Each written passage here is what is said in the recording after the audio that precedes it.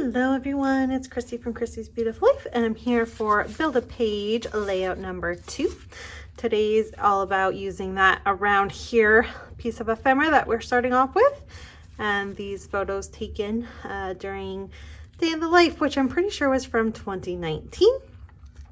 I pulled the Heidi Swapp collection, Carefree collection. I have 4 6x8s to use as layering, and then either this one or this one as my background. I'm not sure which one yet. Another layering piece option and a cut apart to play with, plus of course all the stickers and ephemera that I pull in, just so I have the variety if I so choose to use them.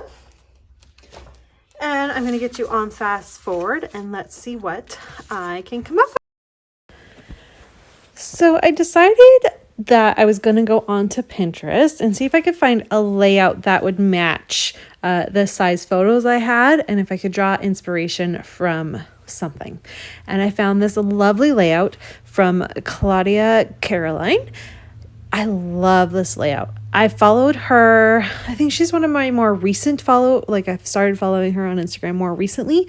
But her layouts are I just love them. They're a little bit different than my style, but I still draw so much inspiration from her that I love stuff like that, where it's not exactly my style, but I can get bits and pieces and make it work. And so I'm going to do that.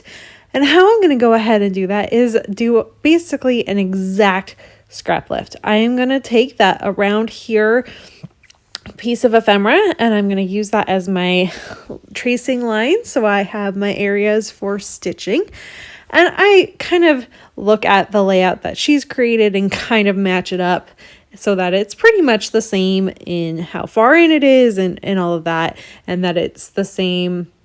Like, I think 3 sides have 2, 1 side has 3. And basically what ends up happening is when I go to stitch it, one will have a visual triangle, and that visual triangle is I go ahead and pick the gray for that. And then the other 3 colors are just 2 each. And it just makes a really nice kind of design on the outside where you don't have to distress it or you don't have to add a border or anything like that. You just get to do the stitching to make the impact that you could get from doing something like adding a border or distressing your edges. I really love it. I definitely think I'm going to kind of give this idea a try again because it just worked perfectly. And I grabbed some colors that match that pattern paper.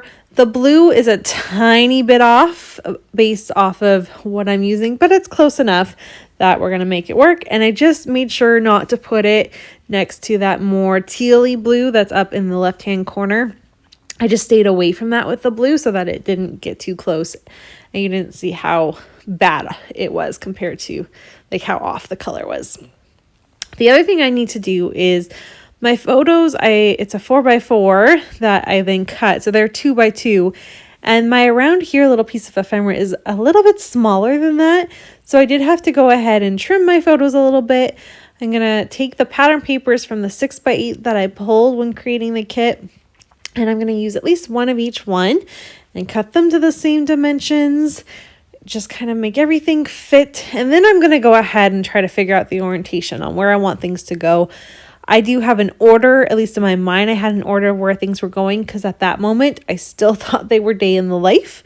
Not until I actually started to find out what day it was that day in the life happened did I realize that these are not actually day in the life photos, but instead they were taken in January of 2020 when I was doing the Everyday Selfie Love Challenge. And you just took a selfie every day, something that involved you and your life and what it looked like. And it was really neat because it was completely my perspective. So it was all me and not my kids or Sean, which is what I normally document. I do get myself in my stories. I think I do a pretty good job with it. But, obviously the main focus is always the kids and anything I can do about them, because that's what most of us scrapbook about. And I just loved this project. I only did it for the 1 month. I think it was supposed to be a year-long thing, although I had to say, because I think COVID happened, I don't think it managed to make it the whole year. I don't think so, but it was the brainchild of Tracy Reed, and I loved it. And I followed it all through the month of January, and just that one month made me really happy. And I grabbed some really cool shots that I probably normally wouldn't have taken. And that being something as simple as me in my car waiting to pick up my son, because that was something I did every day during the week. I cannot be late to things. it stresses me out.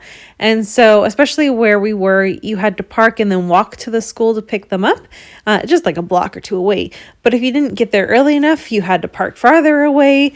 And all of that stuff just stresses me out. So I was normally like 15 minutes early, if not sometimes 20. I tend to be pretty early to things. I don't necessarily go into buildings that early, but I do tend to be in my car waiting at least 10 minutes before I have to be where I need to go. It's just the way I am. I just can't be late. And so that's what one of the photos is. The other one is me at my sink, probably doing dishes, waking up first thing in the morning, and then my drive home from picking Jackson up in the morning. His school was on a hill. So driving home, because we lived at the bottom of that hill, it was the most gorgeous sunrises. And because this was January, it was still, the sun didn't really rise until it was basically school time. And so it was just so pretty. And then this particular one, I think there's a bit of a hailstorm or a snowstorm that we were getting over, and it was so pretty. I just love these photos. And then, of course, using this Carefree collection really helps set off the mood I was trying to give. And it just all kind of fits together. And then, of course, I found the layout to be inspired by. So I finally got to participate in a May I Scrap Lift You. It's the first one of the month. And what is it now? It's the 18th today, I think. Oh, it's so late. I wanted to play. My goal was to play every single Monday. And it just didn't get to happen. And I was so sad. But at least I've gotten one done. And I do plan to do one for Off the Board the last Wednesday of the month. I have a plan for that one too. So I'll at least get 2 in. And maybe I can keep looking for the rest of this layout at this series and do some more scrap lifting for that too. Never know. Okay, so I have this sticker, and I was thinking I was going to do the word today at the top there, and then the bottom of it says details, and I was going to put that down at the bottom and do a little bit of journaling there. I thought it was a really neat idea. However, it really throws off the orientation of this layout, and I could not make that work, so I cut a little more thinking that would help. I don't like any of it. What ends up happening, and I do believe I do this part off camera, is the little green square off to the right. I'm going to put the word details and the little piece that I cut off. Those are going to go there. So my little journaling will go in that little box. And then the word today is going to eventually go down to the bottom where you see me peeling off that sticker.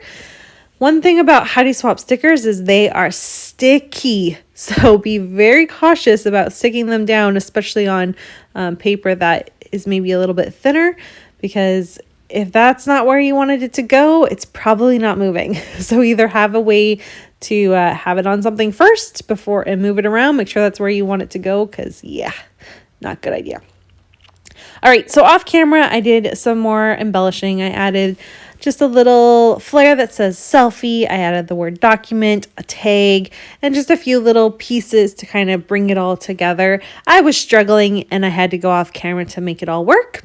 I'm going to finish it off by adding some Spiegel Mom scrap sequins. I used 2 mixes that have been in my stash and I love them both. One of them is a very translucent kind of opalescent one, and the other one is called Graham's Afghan, which was one of my favorite releases since the beginning of 2020 or 2021, excuse me. And that one is now done. I've completely killed that with this, and it just adds a little shine.